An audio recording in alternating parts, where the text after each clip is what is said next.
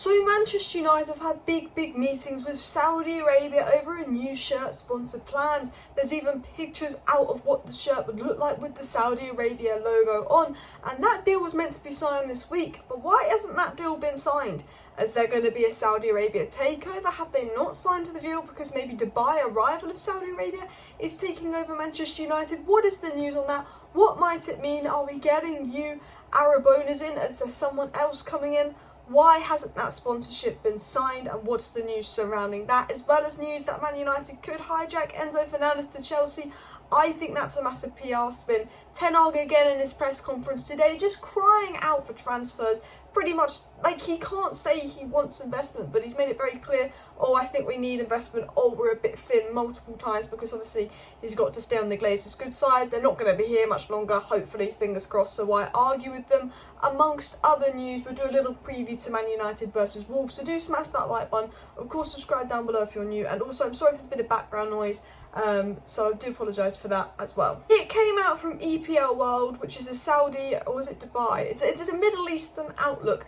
That said, and they've obviously got pictures, proof and evidence of this, which I'm sure you've seen on Twitter, and I will put on the screen, saying that the EPL report that Manchester United CEO Richard Arnold held discussions with the Saudi Tourism Authority for a potential shirt sponsor for Visit Saudi. No further action has been taken since the meeting, which took place prior to the World Cup. A lot of people are getting excited. Oh, we're going to get Saudi owners. Oh, they've had a meeting. No, this doesn't mean we're getting Saudi Arabian owners. This doesn't mean at all we're getting Saudi Arabia owners. It just meant we met a Saudi company to have a Visit Saudi shirt sponsor. I don't think it's got anything to do with Saudi Arabia. I think, Saudi Arabia will be a difficult one as well, because the people that own Newcastle can't own Man United because we're in the same league. I know there's talks going on with Liverpool. I don't think we're going to get Saudi Arabian owners. I think Dubai is definitely a potential. I don't really buy into the noise around Saudi Arabia. I think we were just having talks with a Saudi Arabian company because they were probably going to offer us good money, and now the TeamViewer shirt sponsors over. Man United are basically going to let whoever gives them the most money probably have the next shirt sponsor. However, with new owners coming in, is there any point Man United finding a new shirt sponsor just yet? Maybe they've pulled out this deal because they've got new owners coming in that have a different plan for a shirt sponsor, because if we continue going in to what was said in the report, EPL World say that they stopped negotiations with Manchester United regarding sponsoring the club's shirt. The initial contract was supposed to be signed between the two parties this week. So reportedly, this deal was meant to be bish bash bosh, done and signed with the two parties this week. They obviously got quite far into this deal for, pictures of what it would look like to come out, for meetings, for Richard Arnold to fly out. We know the Glazers have spent a lot of time in the Middle East, so has Richard Arnold. They went to the Qatar World Cup. Was that for footballing reasons? Probably not. It was probably for business reason. We know they spent a lot of time in the Middle East. They have good connections to the Middle East, and they were very close to doing a deal with Saudi Arabia for a shirt sponsor, which is reportedly not going to happen. Now, I don't think that us doing a shirt sponsor with Saudi Arabia meant that we were going to get Saudi owners, but I think us pulling out of the deal so last minute, a deal that seemed quite advanced, might suggest that maybe we already know who the new owners are going to be. There's no point signing a massive deal if the new owners can go and do this deal themselves or have plans elsewhere. If the new owners are Dubai, for example, would they want Visit Saudi on their shirt? Absolutely not, because that's a rival. So, for me, it could suggest that the new owners are Dubai. For me, this also could suggest that we found new owners that may be American and they have different plans. But I think the fact that the deal hasn't been signed between us and Saudi might be a good thing, because it might be that there's someone else about to take over Man United, as Ornstein's been hinting, as people have been hinting. The Rain Group's goal is the full sale by March 2023, and they don't want this deal. Now, it would make sense if Dubai was going to take over Man United, why they wouldn't want this deal. Maybe American owners, it would make less sense because this could be a very good deal for them. But at the end of the day, if we're about to get new owners, this deal isn't the be-all and end-all. My favourite thing about this report is the top comment was by someone, I'm not sure who, another deal Manchester United have bottled. Just like Gakpo, another deal we've bottled. But this deal would have brought us in a load of money, whereas Gakpo would have cost us money. So I think the reason we bottled this deal, as you could say, I think there's a lot more behind it. I could speculate and say maybe this means Dubai, but at the end of the day, we don't know what this means. There was a deal, it almost happened. United obviously pulled out last minute, and they might decide that they can get a better deal elsewhere. It might be because new owners are coming in. I'm sure more information will come out against that as well. But I mean, a logical response would be maybe Dubai getting the club, but we don't know that. But we do know the goal is for a full sale soon. And I will say, my God, we need a full sale. Chelsea is so rich. They're like spending 100 million on Enzo Fernandez. They're going to spend like 500 million in the space of a year. Todd Bowley's come in and just spent. Well, not quite 500 million, but you know what I mean. But I guess like Tuchel compensation as well. Todd Bowley spending. Man City spend. Newcastle could spend now. Liverpool even outspending us. Arsenal top of the league and looking to bring in like someone for 60-70 million. Tottenham spent a load this summer. The Premier League is the Super League. The Premier League is insanely rich. And Man United aren't going to compete with the top 7 now with Newcastle unless we get new owners in, because our owners financially can't do that. And the reason Liverpool's owners actually want to sell is because they care about Liverpool and they want Liverpool to be able to compete, and they realise they don't have the money to do that.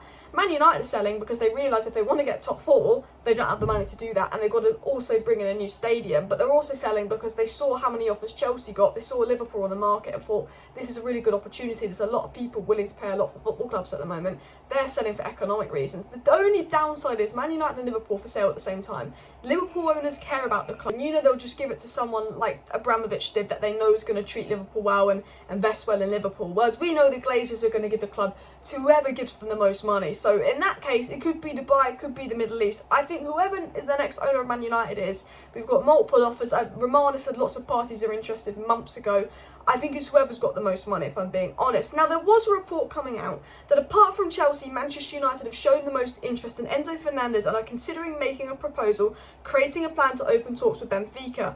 In my opinion, this is just noise. I think Enzo Fernandez is going to Chelsea. Romana, a reliable journalist who doesn't clickbait us, who doesn't, do stuff for clicks, has said Enzo Fernandez agreed to join Chelsea. There's talks going on because obviously there's a release clause, but Chelsea think they can maybe get for a bit less.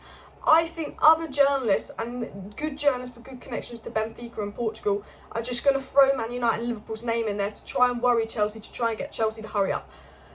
We could get Enzo Fernandez in summer. Very, very possible. But I think he will go to Chelsea in January. I think we would like him in summer, but we know if we couldn't have spent 37 million on Cody Gakpo, who was our number 1 priority position and Ten Hag's number 1 target, we're not going to spend 3 times that amount of money for a player that Ten Hag wants, but wasn't a January necessity. I don't think we're going to get Enzo Fernandez unless he's available in summer. I think he's Chelsea bound. I think there will be a lot of rumours that United are going to swing in for Enzo Fernandez to try and potentially put, Chelsea in fear and make them hurry up and pay the release clause.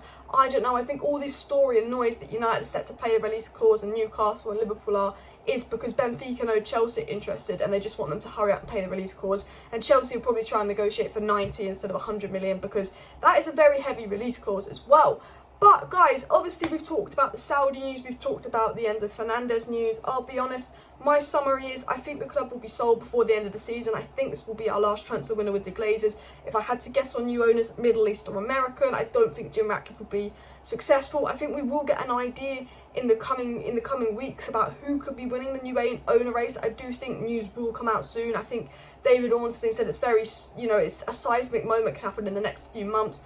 The goal was something to happen by March, so I think there could be big news coming out. I think there's non-disclosure agreements. I think the Glazers are going to be very quiet on the negotiations ongoing, but I do think we'll hear something soon. Again, apologies for the background noise. We've just kind of got a fan on because there's background noise. I think regarding January, we're either going to end up with João Felix on loan, which I could definitely see us bottling, Alvaro Morata or Memphis Depay. So do subscribe if you want to stay up to date on the January news, but I do want to quickly dive in to the Wolves game, do a little preview for the Wolves game and Ten Hag's comment. Ten Hag in his presser today said this: in the offensive department, you need players coming from the bench to have an impact on the game. Whether you need a goal or you're leading and you can go on the counter-attack to keep the side winning. Ten Hag in his press conference said we need offensive players and we need offensive players to come off the bench. Our substitution options off the bench are 18-year-old Garnacho, who's fantastic, I love him, but he's 18, we cannot be relying on him to completely change the game.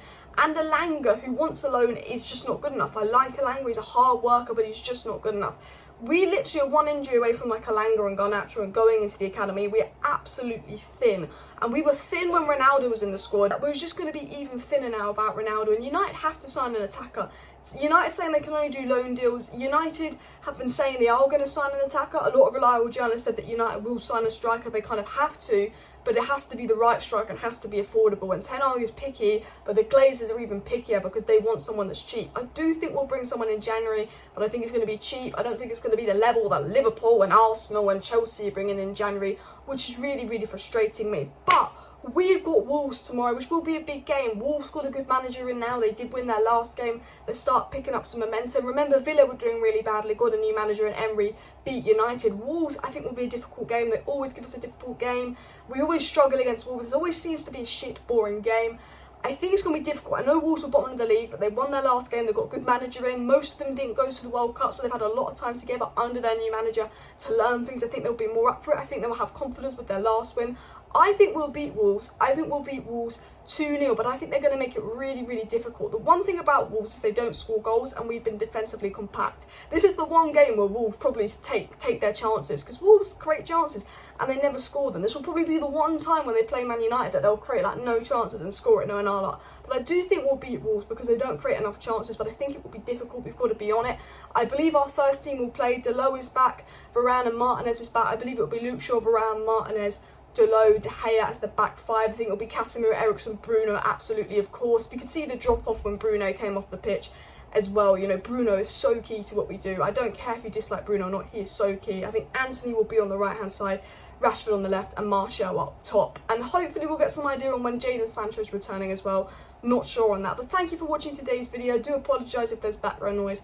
Again, I can't help it. Smash a like, smash a subscribe. See you next time. Thanks for watching, and bye.